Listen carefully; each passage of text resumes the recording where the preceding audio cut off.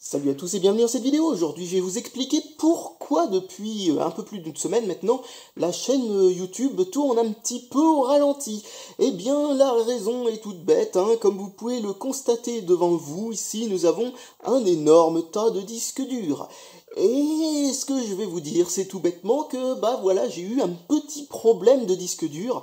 Ce qui m'a en gros, bon, c'était pas un problème très difficile et très long à régler, mais ça m'a poussé à refaire toute mon organisation en termes de disque dur parce que ça faisait un temps fou, mais phénoménal, que je voulais rouvrir cet ordinateur qui est le NAS en fait.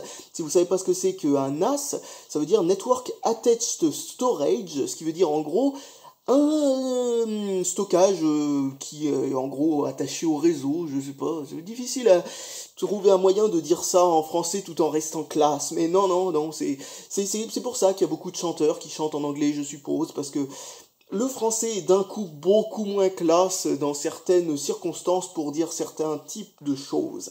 Donc, qu'est-ce que je voulais dire? Oui, vous entendez très certainement un micro différent d'habitude parce que je n'ai pas sorti le micro habituel, etc. Je suis désolé, je dois faire cette vidéo relativement rapidement étant donné tout le retard que j'ai pris.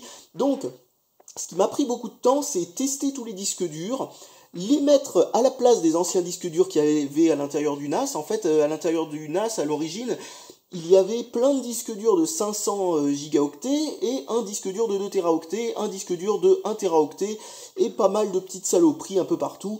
J'ai simplifié grandement la chose en mettant maintenant 4 disques durs de 2 teraoctets et un disque dur de 3 teraoctets. Voilà, au moins ça règle le truc, il n'y a qu'un seul disque dur, comme vous avez pu le remarquer. Si vous avez fait le compte, il n'y a qu'un seul disque dur en réalité qui est resté dans cet ordinateur. Problème, les disques durs que j'ai mis là-dedans sont des disques durs qu'il a fallu que je récupère à droite à gauche.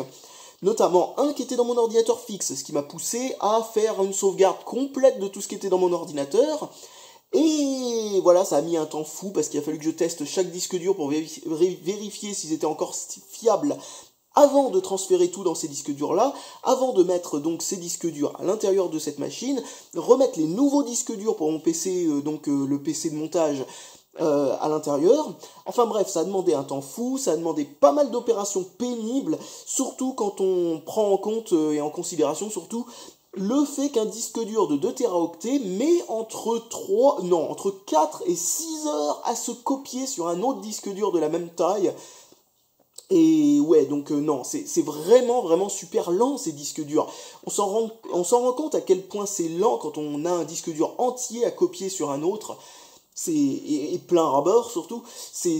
Waouh, c'est D'ailleurs, je tiens ironiquement à remercier un donateur anonyme, ou peut-être pas anonyme, mais en tout cas je me rappelle plus, qui m'a donné un disque dur de 1 teraoctet qui était dans un colis de fan, donc celui-là justement, et c'est là où c'est ironique, celui-là justement qui était coincé dans le NAS le temps que je fasse toutes les opérations, et c'est pour ça qu'il n'a pas été publié, enfin que cette vidéo n'a pas été publiée, c'est parce qu'elle était bloquée là-dedans, entre mes transferts les uns après les autres. Donc voilà pourquoi il n'y a pas eu de vidéo de ce type là jusque là.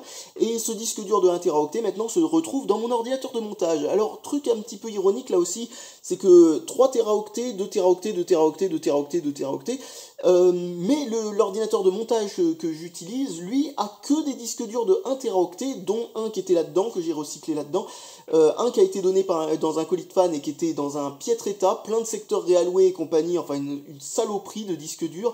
Je sais pas s'il va me faire longtemps, mais je l'ai mis en RAID 5 et de toute façon ce sera copié, cloné là-dedans, donc il n'y a pas de risque de perdre des données, mais bon voilà, ça risque pas d'être le disque dur le plus fiable de tous les temps, mais en tout cas dans la hâte, il a bien fallu que je prenne un disque dur, et celui-là en faisait partie. Un autre disque dur vient d'un pote qui m'a passé un disque dur, enfin le père d'un pote qui m'a passé un disque dur, un disque dur d'ordinateur portable de 1 teraoctet qui ne fonctionnait pas. Et par chance, parce que j'ai utilisé toutes les stratagèmes possibles pour avoir de l'espace de stockage, donc du coup j'ai pris même les disques durs en panne, j'ai regardé si les pannes étaient réparables, et donc un de ces disques durs là, il a fallu tout simplement mettre ce qu'on appelle une sorte de bridge ou de jump ou de... Enfin bon, vous appelez ça comme vous voulez. En gros, il a fallu juste mettre un fil par-dessus le fusible, parce que c'était ça la panne, c'était uniquement ça. Un fusible extrêmement dur à atteindre d'ailleurs, un truc... oh là là là là là, encore ce genre de truc de quelques microns là où il faut avoir du skill dans le fer à souder pour y arriver. Et au final, il marche parfaitement bien, donc bon, bah tant mieux, ça me fait un disque dur de 1 Teraoctet qui marche en plus. Et voilà, j'ai tout mis dans mon ordinateur de montage. Donc maintenant, parlons un petit peu du NAS. Alors, comme vous le voyez, le NAS est un vrai bordel de fils. Alors, si vous voulez une raison pour laquelle ces fils n'ont pas été mieux rangés que ça, c'est tout bêtement que, bon, voilà, vous avez 5 disques durs. Avant, bah, je devrais essayer de retrouver la photo que j'avais fait une fois du NAS avant que je le refasse, là, que je refasse ça. Parce que, très franchement, le NAS, à l'origine, avait beaucoup plus de disques durs que ça, de moins grande capacité, mais c'était un vrai bordel. Il y avait même une grosse Snap IDE, justement celle-là, qui était donc en train de passer partout, vous savez, ce genre de fil. Autrefois, on s'amusait pas trop avec le câble management, hein, je rappelle, hein, parce que franchement, c'était juste impossible. Et j'ai tendance à penser que le câble management, enfin, c'est pas surtout que j'ai tendance à penser, c'est surtout que j'ai franchement une intime conviction particulièrement poussée que le câble management ne sert fichtrement à rien. Il faut juste avoir ce que j'appellerais du câble bon sens. C'est-à-dire, en gros, mettez pas des fils devant les ventilateurs, faites pas en sorte que des trucs métalliques touchent d'autres trucs, ou je sais pas quoi, enfin bon, voilà quoi. En gros, faites attention à ce que vous faites avec vos câbles, mais faire en sorte qu'ils soient bien liassés, tout ça, qu'ils aillent tous au même endroit, et tout, non, ça sert fichtrement à rien du tout, à part à faire joli. Donc si vous avez envie de faire joli, pourquoi pas, à la limite, c'est toujours une raison, on va dire, viable, hein. Vous avez le droit d'avoir envie d'avoir un ordinateur joli, mais le but de cet ordinateur n'est pas d'être joli, il est plutôt d'être facile à modifier s'il y a besoin, et si j'ai envie de changer de disque dur. Étant donné que j'ai pas des racks SAS comme dans les serveurs professionnels ou des trucs comme ça, je suis obligé d'avoir des fils relativement faciles d'accès, et avoir des fils qui sont calculés au niveau de la longueur au poil de cul près n'est absolument pas du tout joué en ma faveur. Il vaut mieux que les fils soient bien lâches, comme ça si je dois mettre un disque dur qui était là par exemple, là, faire en sorte que le fil joigne, sans avoir à enlever les espèces de serre-fils et compagnie, là je sais plus quel nom ça porte en réalité, quelqu'un m'a dit le nom mais c'était un nom genre à coucher dehors, je sais plus du tout comment ça s'appelle. Donc voilà, et qu'est-ce que je voulais dire de plus à propos de ça? Oui, donc voilà, le NAS, je vais vous faire une petite introduction, si j'arrêtais de mâcher mes syllabes, une petite introduction à ce qu'est le NAS et ce qu'il fait. Donc cet ordinateur, c'est tout bêtement une carte mère à moitié HS. Elle est à moitié HS étant donné que le port pour mettre une carte graphique ne fonctionne pas. Et elle n'a pas de carte graphique intégrée, cette carte mère. Donc, bon, on peut utiliser le port PCI classique ou le PCI 1X pour mettre une carte graphique, mais le PCI 8X ne fonctionne bizarrement pas.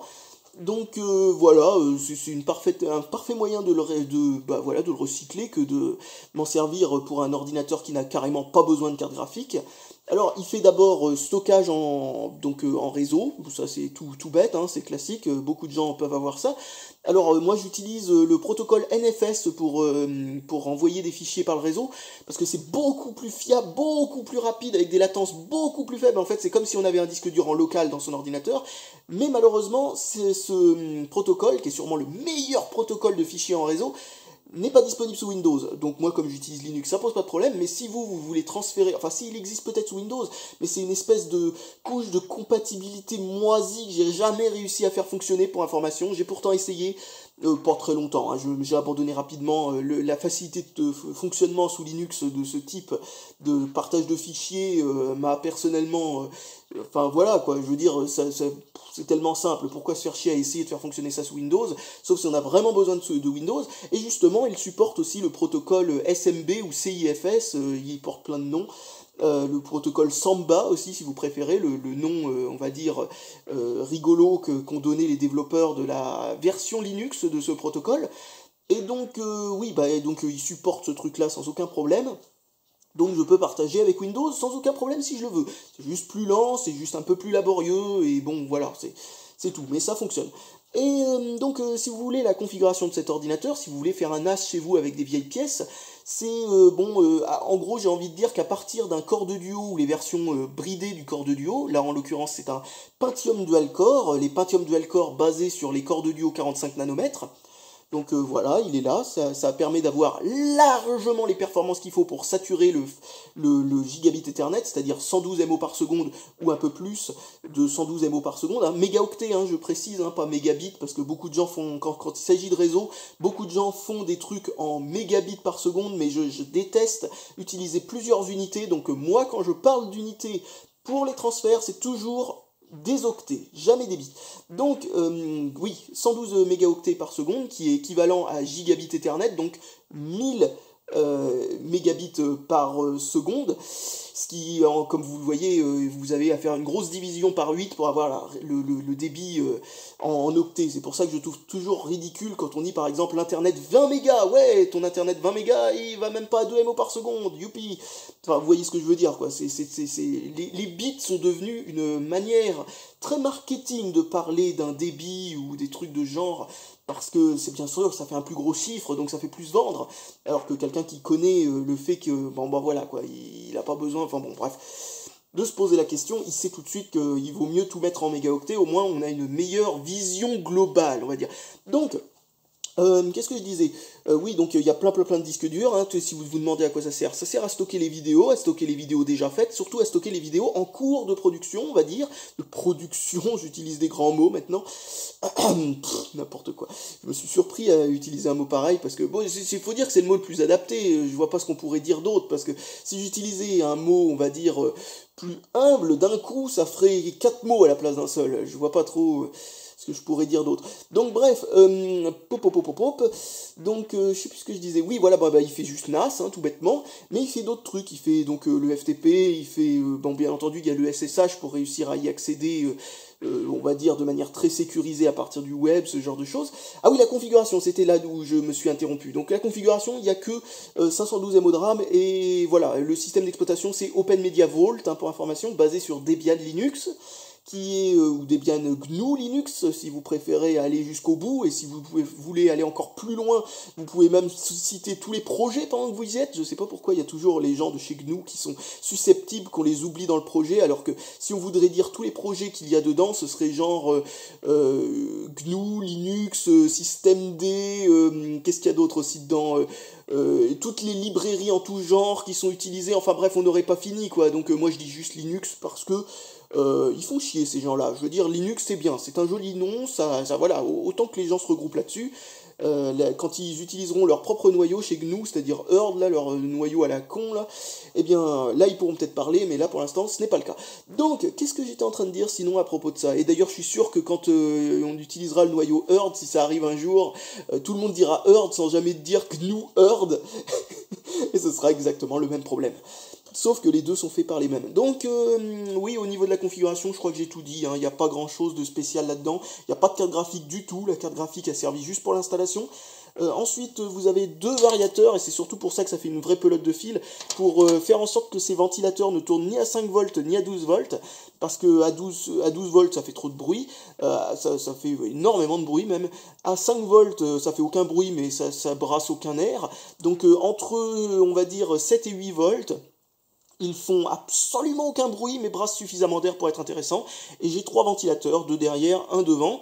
Et le ventilateur du Ventirad n'est même pas branché, étant donné que le processeur que j'utilise consomme tellement peu que ce ventilateur, qui est à moitié en alu, moitié en cuivre, il est largement suffisant, rien que la partie radiateur pour refroidir ce truc-là. Surtout que, bon, un NAS, c'est pas un truc qui a une charge CPU incroyable, sauf si vous êtes en entreprise.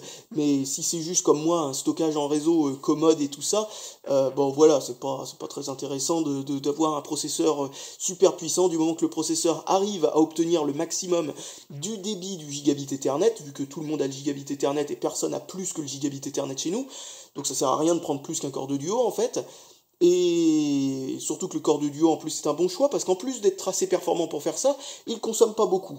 Un Intel Atom ne serait pas suffisant pour information, donc voilà, et un Celeron actuel pourrait être suffisant a priori, je suppose. Mais attention, pas les Celeron basés sur les atomes, sinon c'est de la merde. Donc, qu'est-ce que je disais sinon? Oui, alors vous avez une carte réseau gigabit Ethernet, une qui est intégrée dans la carte mère, une autre en PCI par contre, cette fois-ci, qui est aussi une autre gigabit Ethernet. En fait, c'est parce que en plus de faire NAS, il fait switch. C'est-à-dire qu'en fin de compte, il prend une prise réseau et il la distribue en deux pour le brancher en fait à ma Xbox 360 et puis à la partie TV, on va dire, de ma box ADSL. Donc voilà, ça me permet d'avoir ces deux cartes réseau en plus. Bon, comme ça m'évite d'acheter un Switch et tout ça et d'avoir à brancher un autre périphérique à côté. Ensuite, vous voyez ces cartes qui permettent d'ajouter des... Merde, j'ai perdu le nom des Serial ATA, parce que, bon, il y a 4 Serial ATA sur la carte mère, mais il y a 5 disques durs à brancher, donc vous avez cette carte-là qui est en PCI, qui permet d'avoir donc 2 Serial ATA supplémentaires, et un autre qui est en PCI Express, qui permet d'en avoir 2 autres.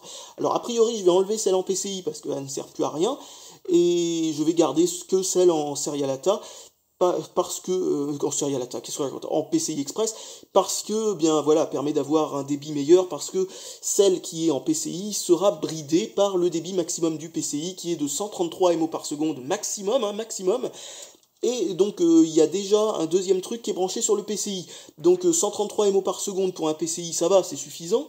Mais si vous avez 2 trucs branchés sur le PCI qui sont tous les deux capables de tirer 133 MO par seconde, vu que cette bande passante est partagée entre tous les PCI, c'est-à-dire que les PCI classiques, pas les PCI Express, hein, mais les PCI classiques se partager la même bande passante. Donc d'un coup, vous avez ça qui peut prendre, on va dire, disque dur branché dessus, on va dire entre 80 et 112 MO par seconde dessus, peut-être encore plus, ça dépend de la vitesse du disque dur, j'ai pas vérifié.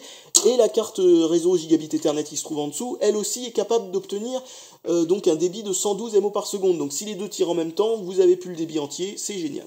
Bon, après, tout dépend de vos besoins. Moi, personnellement, j'aurais pas forcément non plus besoin d'avoir un débit de ce type-là. Si vous avez par exemple un Athlon 64 qui traîne chez vous, vous pouvez tout simplement le recycler en NAS lui aussi, et ça fera parfaitement l'affaire, même si vous n'aurez pas exactement l'intégralité du débit du gigabit Ethernet. Vous devriez être bloqué entre... on va dire 30 MO par seconde si vous avez vraiment une carte mère de chiottes, et 60, 80 si vous avez de la chance au maximum. Donc voilà, donc bon, ça peut être largement suffisant. Et la plupart des NAS, vous savez, dans une petite boîte qu'on achète déjà préfabriquée, vous avez juste à mettre 2 disques durs dedans et utiliser l'interface web pour le configurer.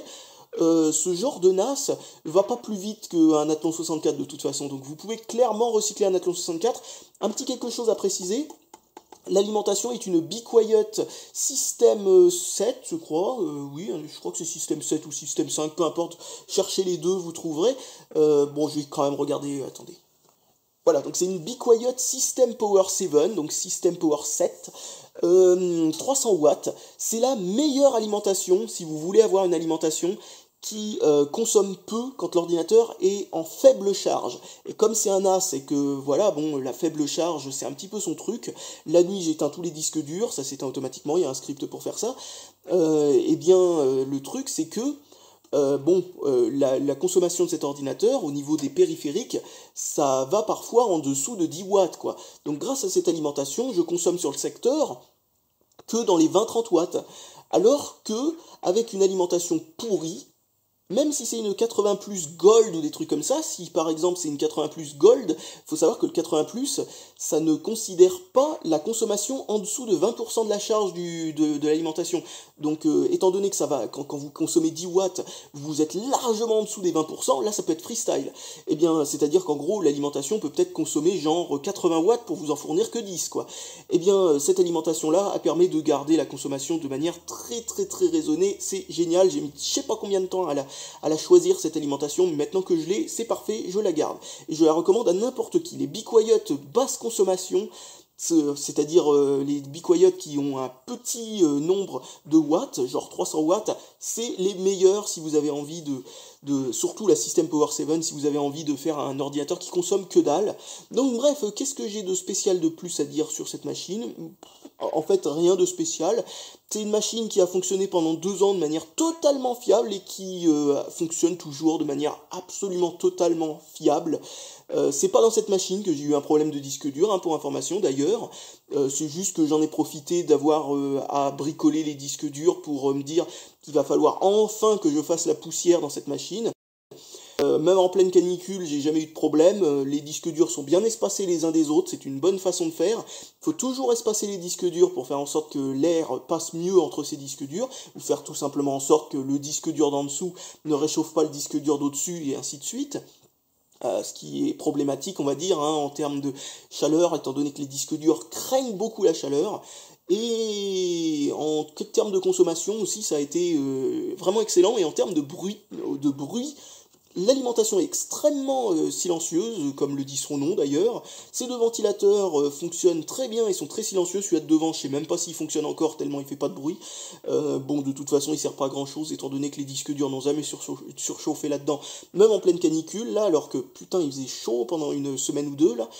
Cet été, et bon après il a fait pourri pendant tout le reste de l'été par contre, hein. Mais pendant cette semaine ou deux il a fait très chaud.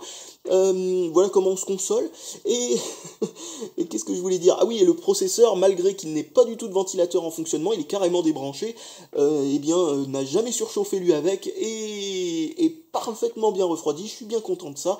La carte mère qui est complètement morte comme je le disais, étant donné son port pour carte graphique qui ne fonctionne pas du tout, eh bien peut être qualifié de totalement fiable dans ces circonstances-là. Je n'ai pas eu à redémarrer une seule fois l'ordinateur en fait pour des raisons de plantage, je ne sais pas quoi, j'ai jamais eu besoin. Et d'ailleurs, je vous le donne en mille, et ça par contre c'est vraiment un danger, il va vraiment falloir que je le change, parce que c'est pas solide du tout ces trucs-là, hein, si vous connaissez. J'utilise cette clé USB no name en forme de petit tank qu'un ami m'a donné à Noël une fois pour rigoler, de 4 gigaoctets pour le système d'exploitation du NAS. Parce que oui, pour pouvoir éteindre tous les disques durs, il faut bien que le système d'exploitation tourne à partir de quelque chose. Et bien il tourne à partir de cette petite clé USB qui est branchée derrière. Et bon, j'aurais pu la brancher en interne, mais voilà, vous savez, avec une sorte de prise qui se branche sur la prise qui permet de mettre de l'USB en façade sur un ordinateur. Il y en a des petits adaptateurs qui permettent d'avoir un USB interne, mais non, je le mets derrière. De toute façon, c'était une bonne idée de l'avoir mis derrière, parce que justement, si j'utilise ce petit tank, c'est qu'à l'origine, j'avais acheté une clé USB plus sérieuse, exprès pour faire ça, et c'était une très mauvaise idée, parce que elle était visiblement victime d'une forme d'obsolescence programmée au bout de 6 mois après l'achat, 6 mois d'utilisation ininterrompue, étant donné que c'était branché au cul de l'ordinateur, et qu'elle n'a jamais eu besoin de s'arrêter. Une clé USB normale, en 6 mois, logiquement, vous devriez, en 6 mois d'utilisation ininterrompue, ça représente plus de 5 ans d'utilisation, un truc comme ça. Mais juste en laissant la clé USB en veille, comme ça, sans lecture ni écriture, vous savez, elle est juste derrière, en train d'attendre, eh bien ça suffit pour faire en sorte qu'elle se mette en lecture seule, pour des raisons voilà. Et depuis ce temps-là, c'est-à-dire depuis presque 1 an et demi, c'est cette petite merde à la con qui n'a absolument aucun sens qui fait le relais. Donc tant que j'écris pas beaucoup et que je ne lis pas beaucoup dessus, de toute façon une fois que l'OS est booté, la clé USB, il n'y a plus rien à lire dessus, elle continue à être relativement fiable. Et bon, voilà, le problème avec ces cartes, avec ces clés USB no name, c'est qu'ils utilisent des puces NAND flash qui sont d'une telle médiocrité que vous effacez, vous réécrivez 50 fois dessus, c'est bon, elle est morte, quoi. Donc, bon, j'ai un petit peu de chance sur ce coup-là. Mais ce que je vais faire, c'est que juste après avoir remis en place cette machine, avoir configuré le système d'exploitation qui se trouve là-dedans, pour qu'il prenne en compte la configuration actuelle, avec les modifications que j'ai fait, je ferai une copie de cette clé USB sur la clé USB que j'ai achetée presque immédiatement après avoir grillé la SanDisk. Tenez, je vais vous montrer ça parce que sinon vous savez pas de quoi je parle. Voilà, ça c'est ce que j'ai acheté en remplacement. Toujours même pas déballé de son truc parce que le temps que, voilà, vous savez, les vidéos ça prend tellement de temps, et c'est pour ça d'ailleurs que j'ai été obligé d'arrêter pendant un petit moment. Ça prend tellement de temps que tout bêtement, j'ai pas le temps de faire quoi que ce soit pour moi, quoi. Les gros projets, comme par exemple refaire le NAS, ça a demandé tellement de temps que voilà, j'étais obligé de faire sauter au moins 4 vidéos pour faire ça. C'est juste un truc de dingue. Donc vous vous rendez pas compte du boulot que c'est en arrière-plan de faire une vidéo, parce que les vidéos que je fais, elles ont pas d'effets spéciaux et tout ça. Mais en arrière-plan, je fais beaucoup de boulot pour que ça paraisse relativement fluide, pour couper les moments où d'égarements qui ne servent à rien, ce genre de trucs, enfin bref. Je passe un temps phénoménal sur ces vidéos, à les revoir, les revoir, etc. Et quand il reste une erreur dans une vidéo, parce que je coupe aussi les petites erreurs que je peux dire, les trucs que j'ai dit comme ça sur l'élan, quoi, et qui en fin de compte se trouvaient être un peu trop exagéré ou faux, etc., eh bien, je peux vous dire que c'est rare quand il en reste au montage. Voilà la clé USB qui a grillé 6 mois après son fonctionnement, et 6 mois jour pour jour presque, enfin c'est vraiment... ça sent l'obsolescence programmée à plein nez, ce truc-là, c'est horrible. Donc voilà, une petite SanDisk qui s'appelle comment? Une SanDisk, le nom c'est Cruiser Blade 4 gigaoctets, une vraie merde. Bref, voilà, ben donc rassurez-vous, hein, je ne suis pas mort, non, non, c'est juste que je bosse énormément pour pouvoir enfin réussir à reprendre les vidéos dans des conditions correctes, avec un certain niveau de fiabilité. J'ai fait un backup de tout ce que j'avais sur des disques durs que j'ai rangés dans un placard, plus le backup qu'il va y avoir bientôt sur les nouveaux disques durs. Deux d'entre eux sont neufs, les autres non. Qu'est-ce que je disais sinon? Oui, et puis bien entendu la copie originale dans le PC fixe de l'autre côté. Tout ça pour faire en sorte de ne pas perdre de données, étant donné que quand je fais une vidéo, parfois il peut se passer presque un an, ou même cas exceptionnel, parfois 2 ans avant qu'elle soit publiée. Donc oui, il me faut au moins ça pour sauvegarder mes trucs, et je ne supprime rien de ce que je fais, mais je les archive d'une manière un peu comme l'INA, c'est-à-dire en les je supprime pas les fichiers d'origine en fait que je filme avec la caméra, mais je les convertis, je les réencode quand même dans des formats qui prennent moins de place, parce que sinon, croyez-moi, depuis le début, il ne faudrait pas ça comme disque dur, c'est-à-dire 11 téraoctets, il me faudrait, mais alors, tellement plus, vous n'imaginez même pas. Bon voilà tout, et donc je vais arrêter cette vidéo là, à savoir que mes aventures ont quand même du bon, étant donné qu'elles m'ont inspiré toute une série de vidéos sur les disques durs, dont un petit quelque chose dont je vais vous parler, dont j'aurai très certainement besoin de votre aide, étant donné que je vais vous demander des disques durs SSD ou clés USB en panne, que vous auriez peut-être éventuellement chez vous, mais c'est à un long terme, hein, donc ça peut arriver dans les 2 ans qui suivent. Si vous avez un disque dur qui tombe en panne, gardez-le, parce que ça pourra m'être utile. Justement, ce que je veux faire, c'est vérifier s'il n'y aurait pas une part d'obsolescence programmée dans les disques durs clés USB et SSD et disques durs externes, parce que j'ai de gros soupçons d'énormément, on va dire, d'obsolescence programmée dans ces périphériques-là. Bon, ça n'a aucun rapport avec la panne que moi j'ai eue, qui était une panne réelle de disque dur, c'était une vraie panne en bonne et due forme. D'ailleurs, j'aurais dû le sentir venir, parce que le disque dur faisait quelques bruits un peu bizarres depuis déjà quelques mois. Mais voilà. Qu'est-ce que je voulais dire sinon? Oui, donc ça c'était une vraie panne, mais j'ai eu des disques durs qui ont des pannes vraiment cheloues, je vous en parlerai dans une autre vidéo. Et vous allez voir, il y a du gratiné, hein, des trucs vraiment très subtils. Quand je dis très subtil, je veux dire pas du tout subtil. C'était très ironique. De la part des constructeurs de disques durs, en termes de, on va dire, obsolescence programmée, parce que c'est vraiment... Je vois pas comment interpréter ça autrement. Donc vous allez voir. Allez, je vous dis salut à tous et à la prochaine, avant que je vous dévoile l'intégralité d'une prochaine vidéo. Allez, salut!